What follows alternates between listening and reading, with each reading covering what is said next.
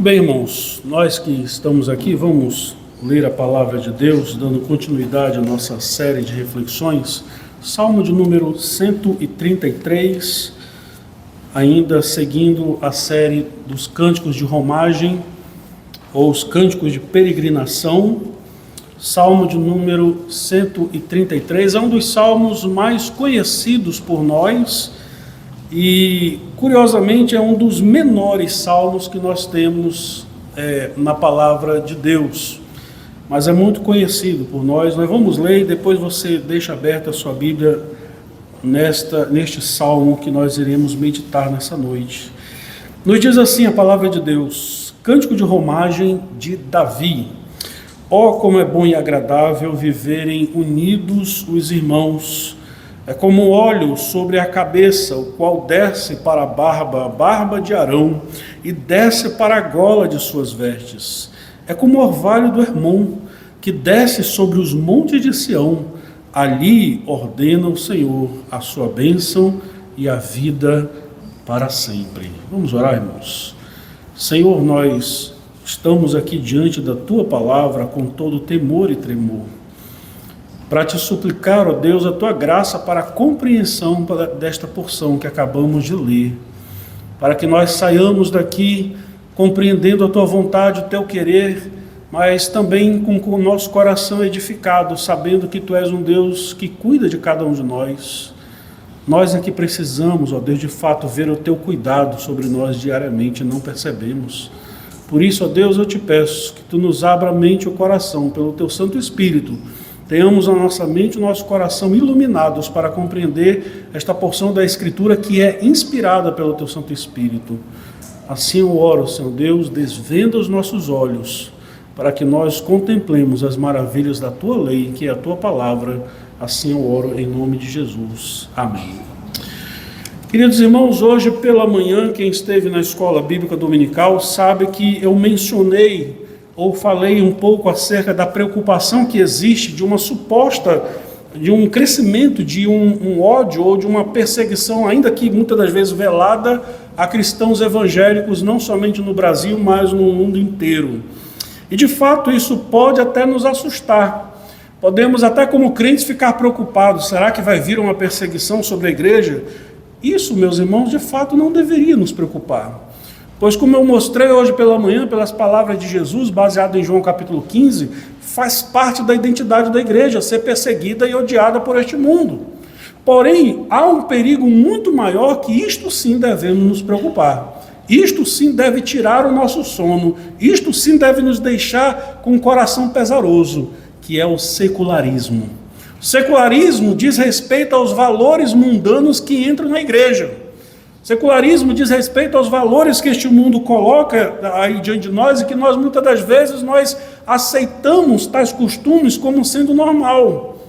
Isto destrói a igreja, isto mata a igreja, isso de fato pode causar a morte de uma igreja local.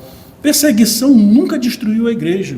Como dizia o grande servo de Deus, um dos pais da igreja, Tertuliano, ele dizia que o sangue dos crentes é como semente lançada ao chão. Quanto mais se joga, nasce mais. Não adianta matar crente, não adianta perseguir a igreja, porque a igreja vai continuar se multiplicando, vai continuar crescendo, vai só piorar a situação daqueles que detestam o povo de Deus.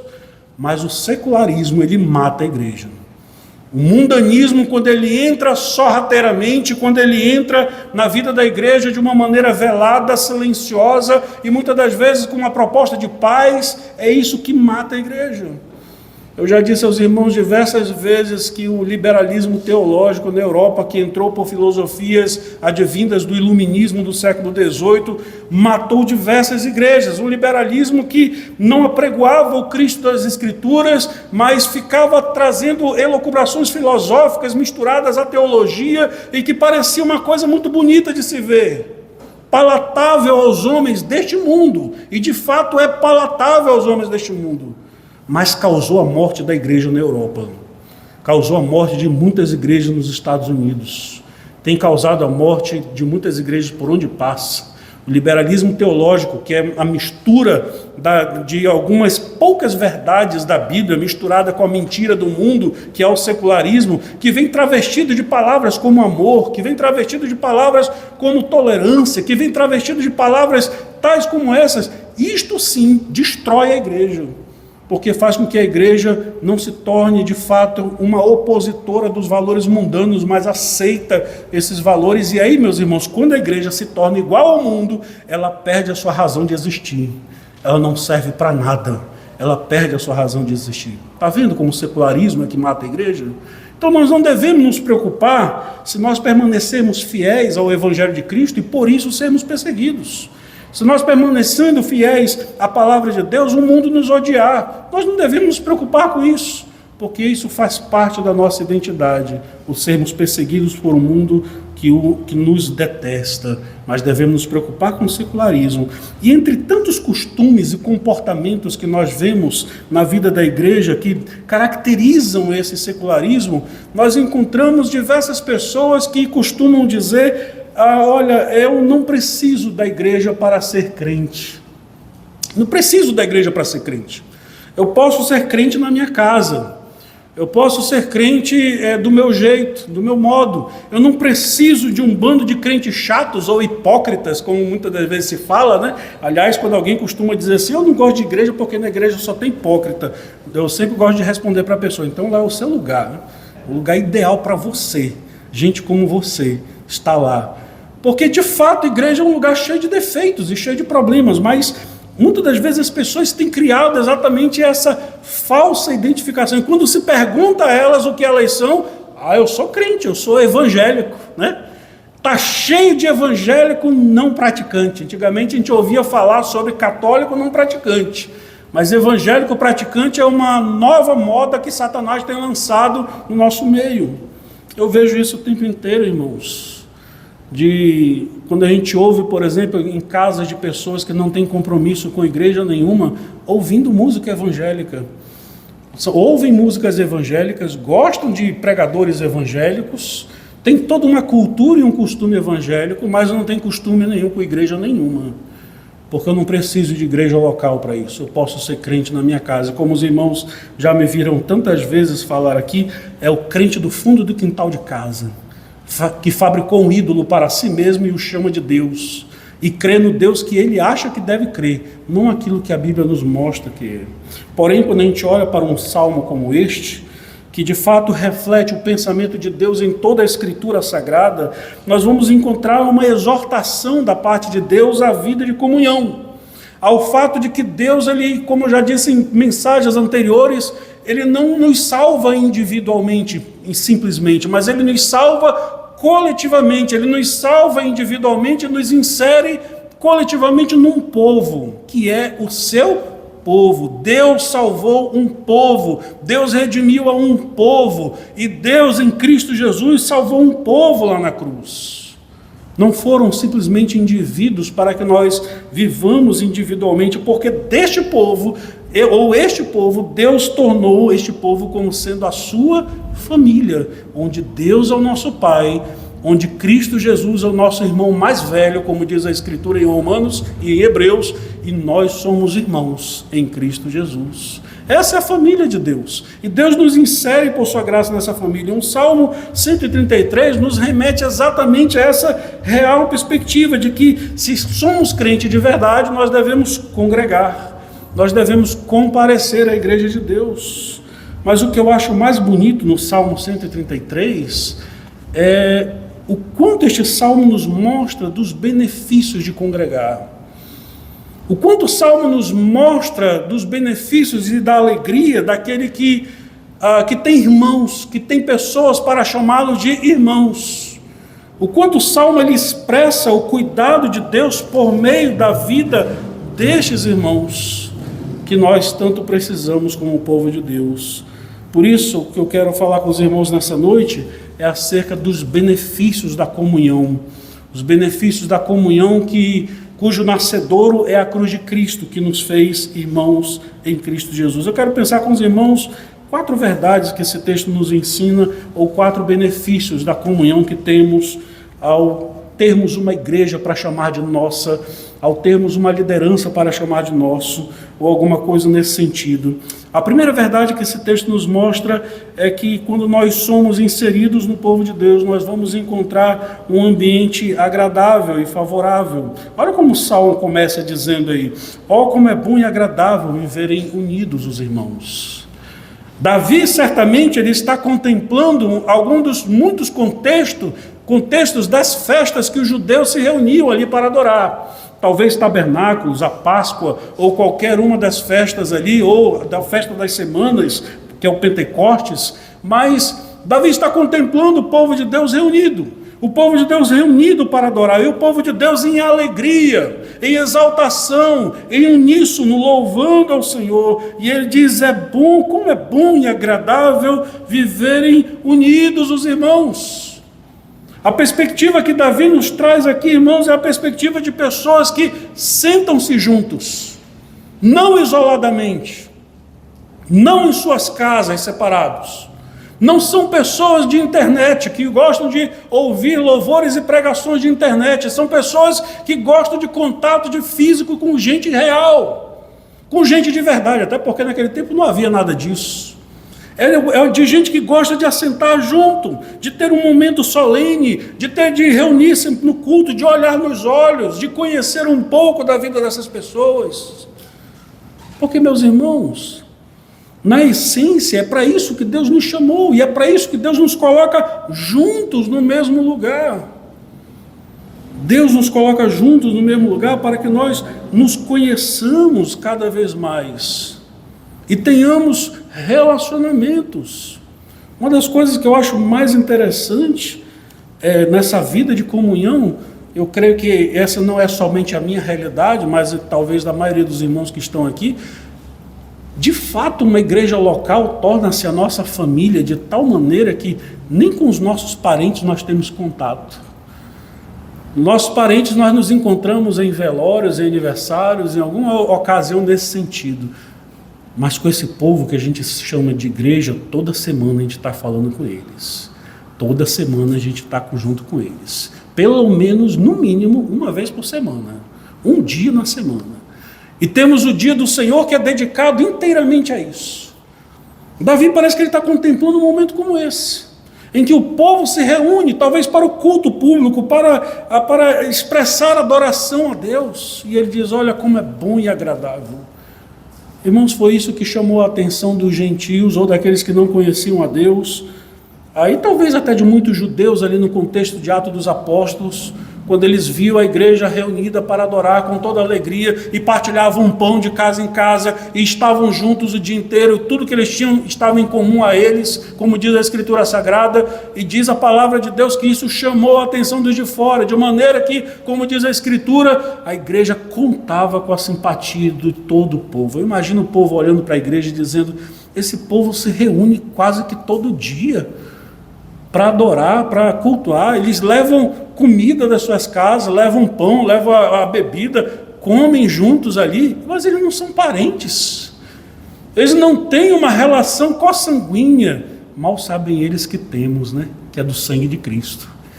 Nós não somos irmãos de sangue, somos irmãos do sangue de Cristo, que é infinitamente melhor do que o sangue dos nossos parentes. É o sangue de Cristo. Não estou desprezando nossos parentes de forma alguma, mas o sangue de Cristo é infinitamente superior, porque ele consegue agregar e unir pessoas que certamente não se conheceriam se não fosse a cruz. Você já parou para pensar nisso? Talvez eu não conheceria você, e vocês não me conheceriam se não fosse Cristo ter morrido na cruz, aonde nós nascemos. Cristo nos fez uma na cruz. E é essa que é a beleza da igreja do Senhor. E essa unidade, meus irmãos, tem a origem exatamente na pessoa de Jesus. Quando nós olhamos lá em João 17, volta lá de novo para João 17, mas não desmarque esse texto, nós encontramos exatamente o Senhor Jesus orando e pedindo pela unidade dos seus. João capítulo 17, versos 21, por exemplo, até o verso 20 ao 23, verso 20 ao 23, Nós encontramos Cristo orando exatamente ao Pai, pedindo por essa unidade. Quando ele diz aí, verso 20, João 17, verso 20, não rogo somente por estes, mas também por aqueles que vierem a crer em mim, por intermédio da sua palavra. Ele estava falando da gente aqui no século 21. Porque ele orava pelos seus ali, mas também por aqueles que viriam a crer depois. Verso 21, a fim de que todos sejam um, como és tu, ó Pai, em mim, e eu em ti, também sejam eles em nós, para que o mundo creia que tu me enviaste, eu lhes tenho transmitido a glória que me tens dado, para que sejam um como nós o somos, eu neles e tu em mim, a fim de que sejam aperfeiçoados na unidade, para que o mundo conheça que tu me enviaste e os amaste, como também amaste a mim. A Igreja de Deus, irmãos, tem um poderoso testemunho da parte de Cristo, que é a nossa unidade. É verdade, meus irmãos, que quantas das vezes igrejas locais, e nós encontramos isso no contexto do primeiro século, deram um mau testemunho com respeito a isso. Nós conhecemos um pouco do contexto da igreja de Corinto, por exemplo, que é um mau exemplo de irmãos que viviam muitas das vezes em brigas, em facções, em rixas e coisas do tipo, em uma animosidade nesse sentido. Não por acaso o apóstolo Paulo escreve àqueles irmãos, logo no início da sua carta, ele diz: rogo-vos, irmãos, pelo nome de nosso Senhor Jesus Cristo, que faleis todos a mesma coisa, e que não haja entre vós divisões, antes sejais inteiramente unidos, na mesma disposição mental e no mesmo parecer. As igrejas locais não são perfeitas. Nós temos as nossas dificuldades porque o pecado nos atrapalha ainda. Mas o que eu acho interessante é que, a despeito de todos os problemas que a igreja de Corinto tinha, e que nós encontramos expresso entre eles essa briga entre os irmãos, fruto de uma infantilidade, porque todo aquele que se envolve numa rixa no contexto eclesiástico, nada mais é do que um infante mesmo, é exatamente isso, ainda não entendeu a obra de Deus em Cristo. Mas o que nos chama a atenção é que no início da carta, Paulo ele diz, olha, aos santos que estão em Corinto, a igreja de Deus que está em Corinto, apesar de todos os problemas que aquela igreja tinha, era uma igreja de verdade. Nós não encontramos ninguém dando motivo, eu não vou para aquela igreja de Corinto lá, porque o povo briga para caramba lá, o povo é desunido, o povo é tudo hipócrita. Depois eles estão lá orando a Deus, louvando a Deus, se fingindo de santo lá e coisa do tipo, mas são todo um bando de brigalhão. A igreja de Deus que está em Corinto, aos santos que estão em Corinto, é assim que Paulo se refere àquela igreja que tinha sérios problemas de toda a ordem que você imaginar. Porque, meus irmãos, a perspectiva aqui, volta lá para o Salmo 133, quando Davi ele olha essa perspectiva, ele olha a perspectiva de como Deus olha para o seu povo. É a perspectiva de um povo redimido, é a perspectiva de um povo salvo.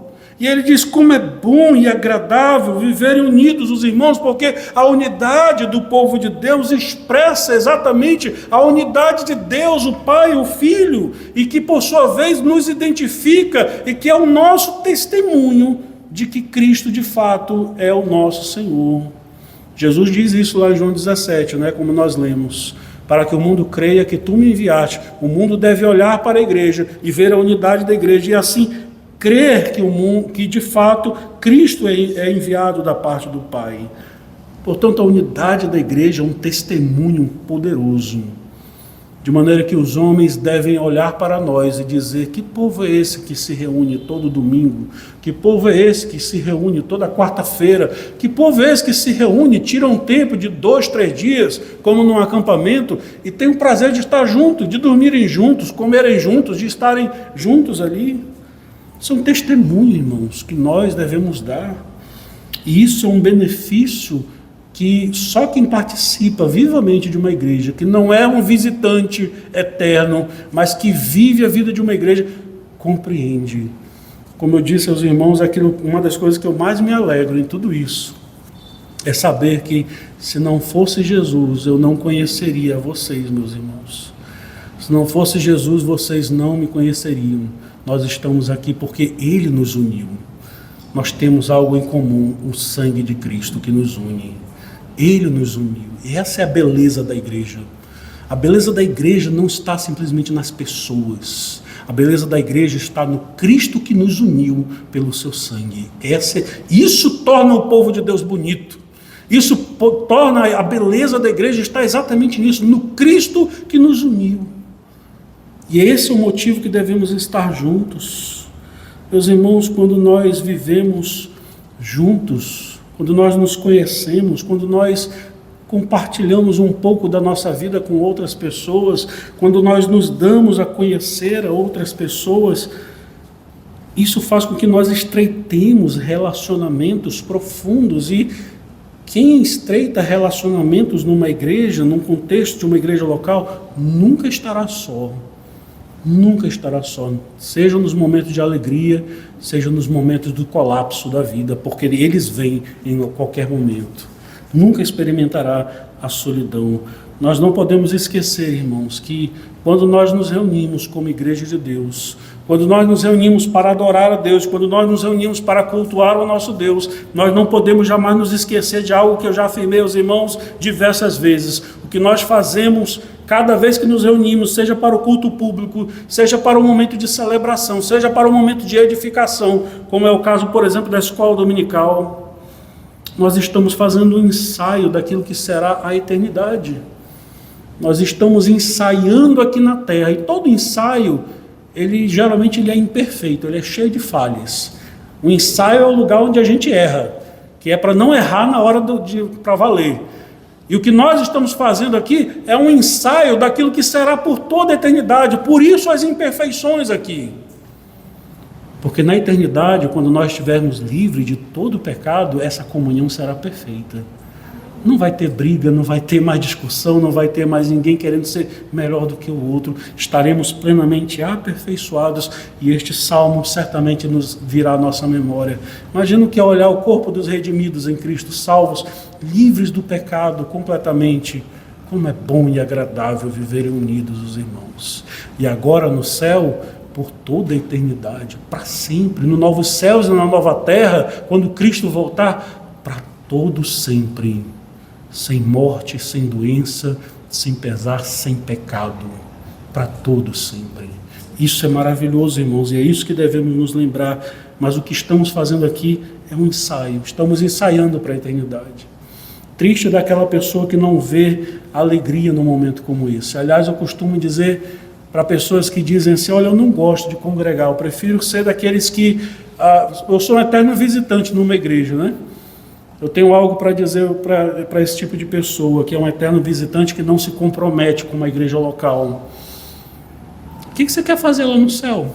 Está cheio de crente lá. Se você não gosta de crente, o seu lugar não é lá. Na verdade, o céu para você deve ser um inferno, porque está cheio de crente lá.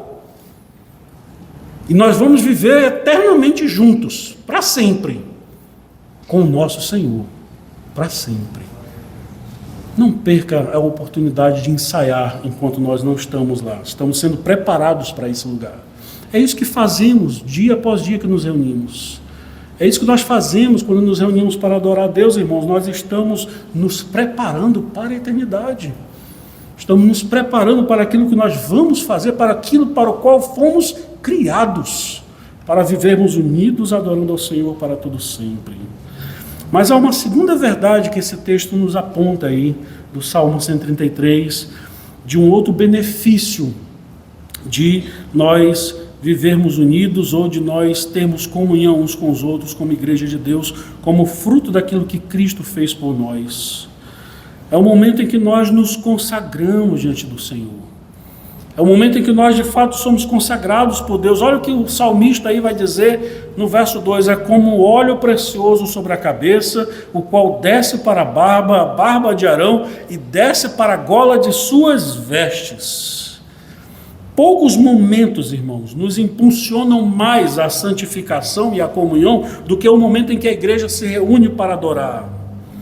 Quando nós estamos em comunhão uns com os outros, quando nós nos reunimos para adorar, a palavra de Deus nos é pregada, nos é anunciada, nos é lembrada, e nós somos limpos pela palavra de Deus num um momento como esse, um momento de culto público como esse, por exemplo.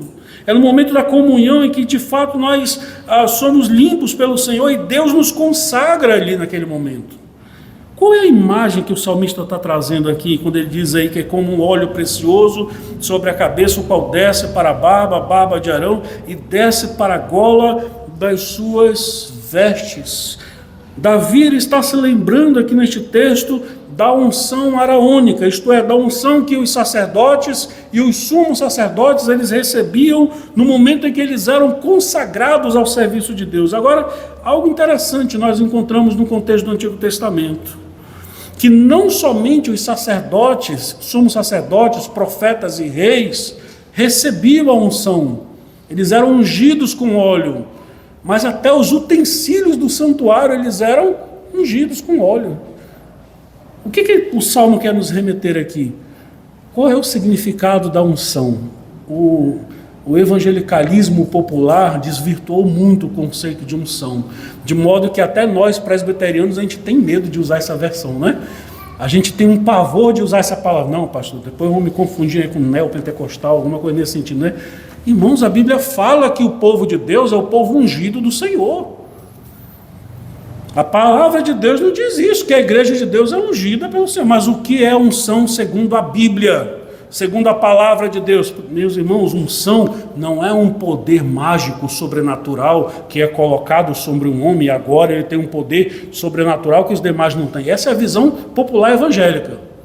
De modo que quando se usa no evangelicalismo a palavra unção, ele quer dizer que já que ele é ungido de Deus, então ele tem uma coisa especial que eu não tenho. Ele é diferente de mim. O pastor é ungido de Deus, ele é diferente de mim. Eu sou um crente de quinta categoria. Não, o pastor está em primeiro lugar. Irmãos, essa é uma visão errada. É uma visão distorcida das Escrituras. Todo o povo de Deus é ungido. E a ideia da unção, o que significa a unção no Antigo Testamento? Preste atenção. Grave isso, não esqueça mais. A unção significa o seguinte: separado para o uso exclusivo de Deus. É isso que significa unção. Quando um sacerdote ele era ungido com óleo, como é o caso de Arão, que é remetido aqui, Arão ele foi separado para ser sumo sacerdote do Senhor. Arão não podia ser profeta, Arão não podia ser outro cargo, ele só podia ser o sumo sacerdote. A função dele era essa. A unção tem a ver com ser separado para o uso exclusivo de Deus. Quando o povo de Deus ele se mostra como sendo ungido, como Davi mostra aí, ele está querendo dizer, este povo ele é diferenciado porque ele pertence ao Senhor. É para o uso exclusivo de Deus, pertence a Ele. E este povo deve servir somente a Deus. Mas eu quero chamar a sua atenção para a figura de Arão aqui. Arão era o sumo sacerdote. E Arão representava o sacerdócio como um todo. O que era o sacerdote no contexto do Antigo Testamento? Era aquele que levava os homens à presença de Deus. Ele servia como uma espécie de mediador nesse contexto aqui. De maneira que Cristo Jesus, ele é agora o nosso sumo sacerdote. Nós hoje não temos sacerdotes, não temos sumos sacerdotes. Pastor não é sacerdote. Nós não temos isso. Sabe por quê? Porque o nosso sumo sacerdote é Cristo. É Ele quem faz a mediação perfeita entre nós e Deus. Nesse contexto do Antigo Testamento, Cristo ainda não havia se manifestado na história. Era necessário que tais homens fossem ungidos como sacerdotes para servirem de mediadores entre Deus e o povo. Mas aqui Davi está trazendo a memória de algo que vale ainda sobre o povo de Deus ainda hoje e que nós nos esquecemos. Um princípio básico para nós reformados, que é o sacerdócio universal de todos os crentes. Nós, se Cristo ele é o nosso sumo sacerdote, que de fato intercede por nós junto ao Pai de maneira perfeita, por outro lado, nós somos chamados a sermos um reino de sacerdotes. Foi isso que Deus falou? Está lá em Êxodo capítulo 19. Desde Êxodo nós encontramos isso, e isso é repetido em Hebreus, isso é repetido pelo apóstolo Pedro na sua carta. Nós fomos chamados para sermos um reino de sacerdotes. Uma vez que somos descendência de Abraão, o que Deus prometeu a Abraão, irmãos? Em ti serão benditas todas as famílias da terra. O nosso dever é servirmos como aqueles que apresentam a mensagem de Deus a todo o mundo. A todo mundo, a todas as famílias da terra, levar as bênçãos de Deus, a salvação que há em Cristo Jesus, a todo mundo. E a igreja unida, ela representa exatamente essa unidade que há na igreja do Senhor, que há no povo de Deus, ou somos o povo sacerdotal nesse sentido. Ou seja, irmãos, quando Deus nos mostra aí na sua palavra que o povo reunido é como um precioso óleo sobre a cabeça, o qual desce para a barba de Arão e desce para a gola de suas vestes, significa essas duas verdades. Nós somos separados para o uso exclusivo de Deus, pertencemos exclusivamente a Ele e servimos exclusivamente a Ele, e também somos sacerdotes nesse sentido. Todo o povo de Deus é o sacerdócio universal de todos os crentes, porque é o nosso dever de levar aos homens que não conhecem a palavra do Evangelho a todos os homens. Irmãos, quando nós vivemos como povo de Deus reunidos em consagração, em um momento de comunhão como este, não devemos nos esquecer jamais, irmãos. A comunhão é o momento em que Deus nos santifica. É o momento em que nós somos edificados pela palavra de Deus. Quando nós nos reunimos como num culto público como esse, de fato, a unção de Deus é derramada sobre nós, no sentido de que a palavra de Deus nos ensina, nos exorta, nos edifica, nos consola, nos dá esperança e confronta o nosso pecado. Isto é consagração a Deus. De fato, esse é um benefício da comunhão que só os crentes têm. Não esqueça disso, os de fora não possuem isso, só os crentes possuem isso. Mas há uma terceira verdade que esse texto nos ensina também, e aqui eu quero falar de uma maneira bem prática, porque é o que Davi traz à memória aí. Ele diz aí no verso 3 aí, e aponta aqui para essa terceira verdade, que é o sustento nas adversidades. É como o orvalho do Hermon, verso 3, que desce sobre os montes de Sião. É como o orvalho do Hermon que desce sobre os montes de Sião. Eu acho interessante essa figura que Davi nos traz aí, e talvez ao leitor original, mais do que a nós, deve ter causado uma grande confusão na sua mente. Em primeiro lugar, porque o Monte Hermon, geograficamente, que existe até hoje, obviamente, é um monte muito grande, ele tem quase que 3.000 metros de altitude. E esse monte ele está muito distante de Jerusalém. Ele está longe de Sião. Jerusalém, entenda, é onde está edificado. Jerusalém está edificada sobre o Monte Sião, e o Monte Hermon está muito distante, a quilômetros dali. E aí Davi diz, é como o orvalho do Hermon que desce sobre os montes de Sião. Nós estamos falando de quilômetros completamente distantes. Algum leitor original deve ter pensado, mas o que Davi quis dizer com isso? No cume do Monte Hermon, que é o monte mais alto daquela região árida, seca, é um monte que está no meio do deserto. Tudo ao seu redor é seco, é pedra, não tem vida, não tem coisa nenhuma, é só terra seca. No cume dele há uma geleira imensa. Até hoje, se você olhar, faz um Google aí depois, você vai ver que eu estou falando a verdade.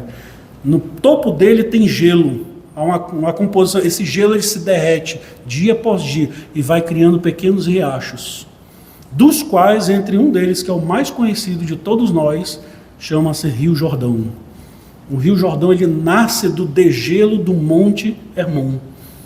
É gelo derretido, é isso que é o Rio Jordão. Nada mais é do que gelo que derrete e forma o Rio Jordão. E o Rio Jordão é a principal fonte de vida que sustenta Jerusalém e a região daquela terra árida. Era esse o sentido que Davi estava dizendo. É como o orvalho do Hermon que desce sobre os montes de Sião. Mas é interessante essa imagem que ele diz, que o povo de Deus reunido, congregado, é exatamente assim. É como esse orvalho que abençoa num lugar seco, de grande necessidade.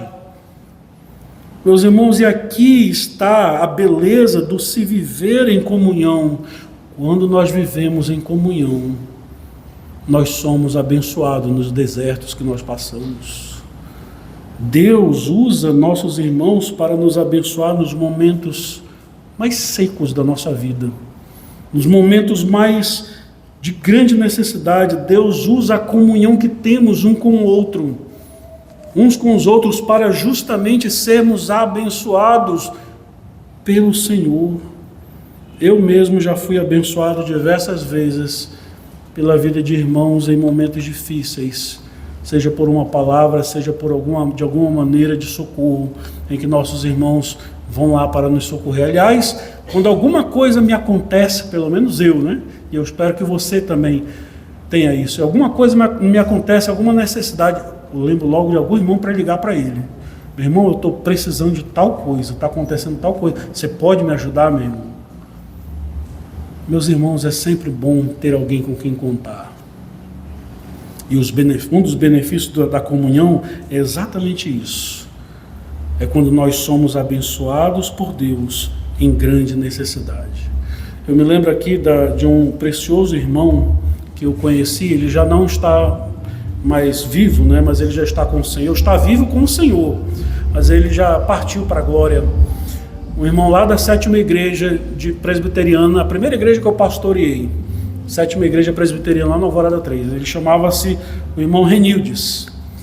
E esse irmão Renildes, ele era um homem muito simples, analfabeto, não sabia ler, mas muito crente, e servia ao Senhor há mais de 20 anos. Crente, muito mais crente do que eu, pode ter certeza disso. E ele não tinha famílias. A família dele de sangue era toda de Rondônia, do estado de Rondônia. E esse irmão, ele nunca casou, ele não constituiu família. E nos momentos em que ele padecia de enfermidades e de sofrimento, a igreja fazia uma escala para esse irmão. Eu mesmo tive o prazer e a alegria de levá-lo inúmeras vezes a consultas médicas, de passar dias ali. Quando ele ficou hospitalizado, a gente se revezava, os homens da igreja, para acompanhar aquele irmão, né? E de modo que aquele irmão, ele nunca ficou só. É como o orvalho do Hermon que desce sobre os montes de Sião.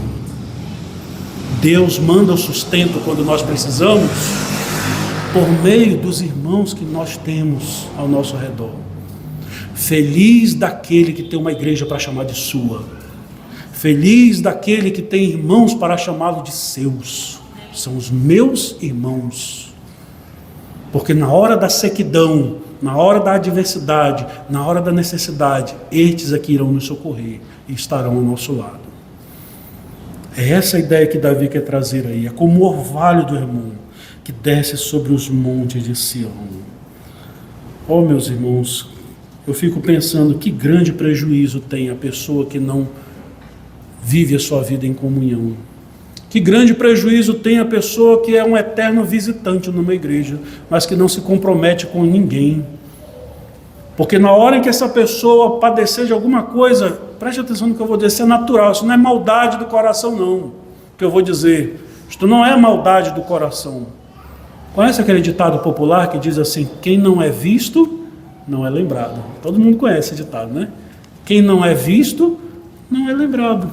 Se você é um eterno visitante, você não se compromete, se você não doa a sua vida, se você não partilha, se você não serve e não é servido, se você desaparecer, talvez um ou outro vai sentir sua falta.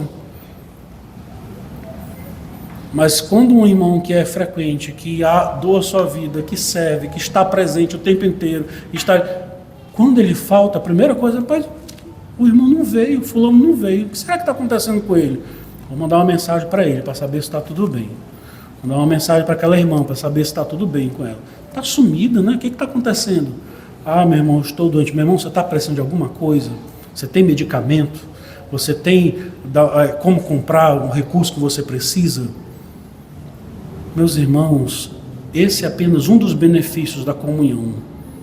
É apenas um dos benefícios da comunhão. Por isso, nós fomos chamados para compartilhar as nossas vidas com as pessoas e delas também receber bênçãos do Senhor. Mas há uma quarta e última verdade que esse texto nos ensina sobre os benefícios da comunhão que este salmo nos ensina, que é a parte final do verso 3 aí, quando ele diz aí no finalzinho: ali ordena o Senhor a sua bênção e a vida para sempre. Muitos querem ser abençoados por Deus. Igrejas hoje mesmo estão lotadas de pessoas que dizem que querem as bênçãos do Senhor. Mas são pessoas que infelizmente não têm compromisso com a igreja de Deus. Não têm compromisso com o povo de Deus. E pensam que vão receber alguma bênção. Lembra de um pouco da mensagem do domingo passado? Deus tem o prazer de abençoar aqueles que estão em relação pactual com Ele. As bênçãos de Deus são para aqueles que estão em relação pactual com Ele. E Davi nos faz lembrar exatamente aqui, quando ele diz ali aonde? Na comunhão do povo de Deus.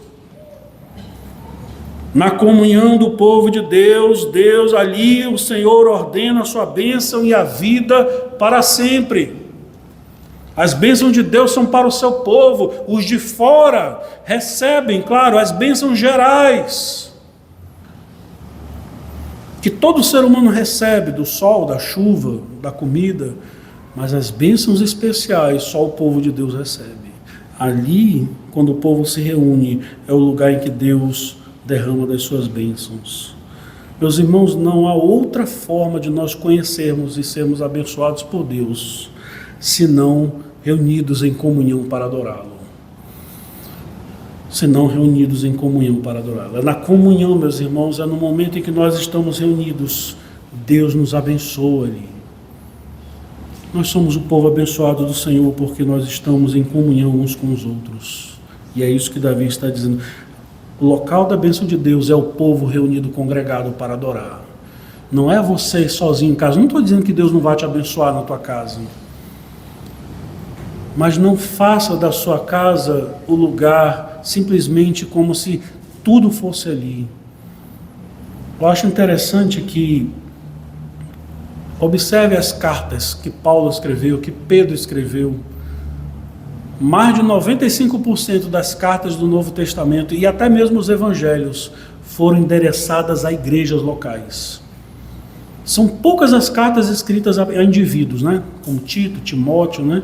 A maioria foram endereçadas a igrejas locais. E, aliás, até essas cartas, Paulo escreve a sua carta a Timóteo, e ele vai dizer assim: olha, eu quero que a igreja leia, ouça o que eu estou te mandando aqui. Endereçado para alguma igreja, no caso a igreja de Éfeso, onde Timóteo era o pastor. Deus nos salvou, irmãos, e nos escolheu coletivamente. Eu quero caminhar aqui para uma conclusão dessa mensagem e dizer o seguinte: são muitos os benefícios da comunhão. Quero encorajar você, que talvez não tenha sido um visitante ainda, é até membro da igreja, mas é um visitante, porque não consegue compartilhar a sua vida ainda. Olha ainda talvez para os irmãos com desconfiança e vice-versa, né?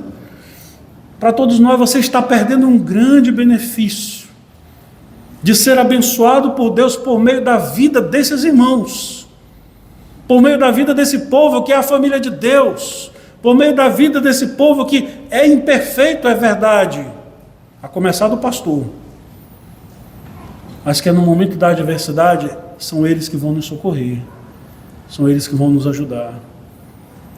Que bênção, meus irmãos, é fazer parte da igreja de Deus.